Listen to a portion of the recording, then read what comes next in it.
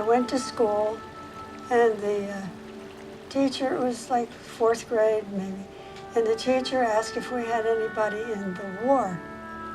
So I went home and told my dad about this, and he said, well, you did. You had an aunt, my sister, who was very brave.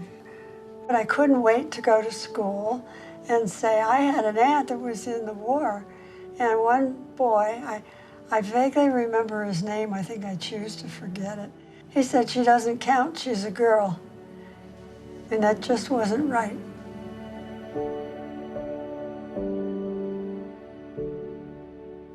I mean, you know, how many times can you be told you can't do something because you're a girl? So that got me probably interested, but I must have buried it because I did nothing about it until I was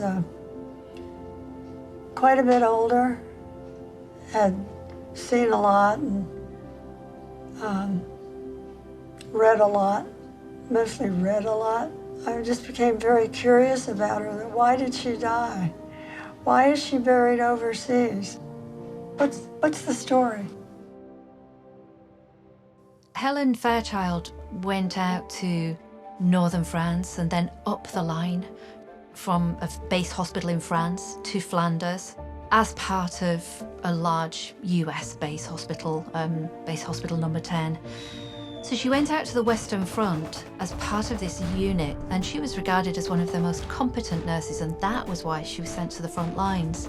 She was also in a very dangerous place that they called at the time the zone of the armies. You know, within that region, within about 8 miles of the lines, where women were not usually allowed to go. Small units from that base hospital would be sent out to the casualty clearing stations, much closer to the front lines.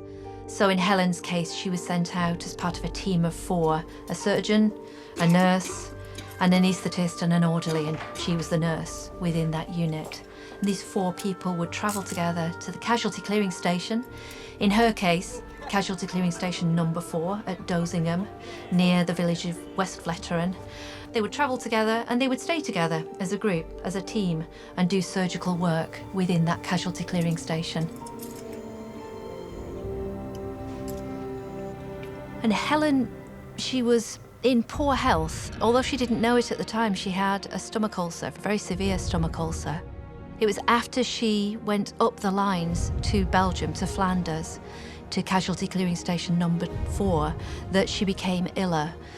And in August 1917, she was at the hospital when it was very severely bombarded and shelled, not just with shrapnel shells, but with gas shells as well.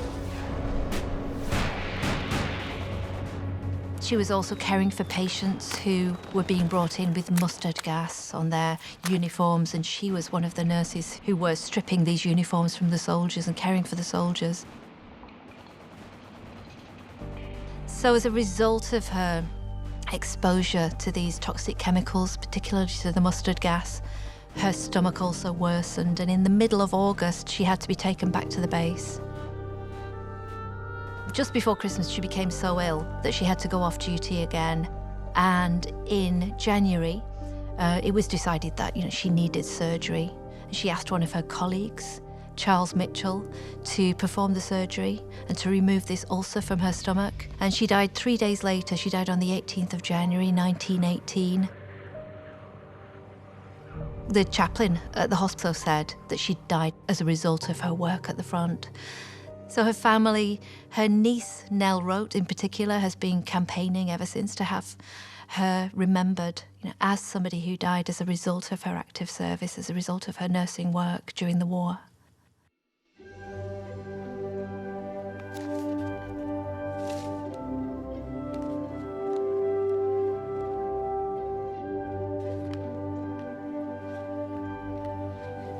Helen became important to me when I was just little, and I would climb up in the attic, open up this big trunk that was addressed to my grandfather, and I read her letters. When you read her letters in the archive, the letters she sent home, many of them to her mother, Some of them to her brother Ned, who was 25, so grown up when she went out there, but many also to her teenage sister, Christine, who was 14 at the time.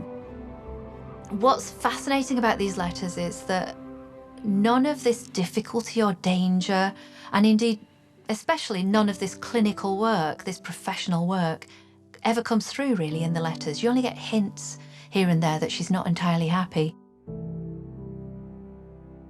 We went to Dosingham Cemetery first. That's where the casualty clearing station was. That's where she was under bombardment. And that's what affected me most. I felt very close to her there. And then, a couple days later, we went to the Somme Cemetery. One incident that I do remember is my daughter was holding her camera to her face, and I laid a card down with pictures of sour cherries. It was a greeting card that my daughter had made, Susan had made, and I had written inside, "You said that you missed the cherries from home. I bring you cherries." And I looked up, and I never saw such big tears in my life running down my daughter's face. So I cried too. Luke Inyon, who grew up on that farmland, he said, since I was coming over, we should have some kind of monument for Helen. I don't know why I didn't notice this tall thing covered in a black curtain. And then when he was finished speaking, he asked me to come up, and we pulled this black curtain off, and there was this plaque. It is the most beautiful plaque, not in the cemetery. The War Graves Commission would not allow them to put this plaque to a nurse inside the cemetery. So since 2010 until this year, it was just sitting along the road, which I think is very touching in itself. She's outside the gate, you know. Come to think of it, she didn't qualify to be included inside the fence. She definitely was one of the very first nurses to die, possibly the first one to die overseas. A lot of people don't attach any importance to that. I don't know if they give medals for suffering.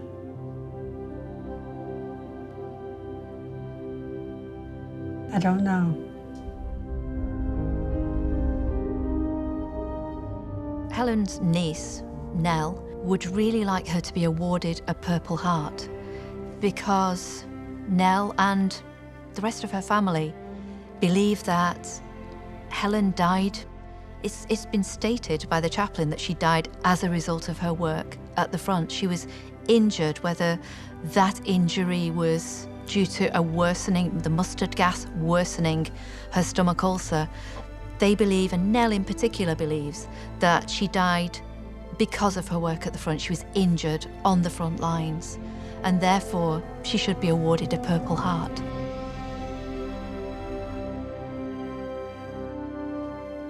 I would like people to realize how hard nurses in general work.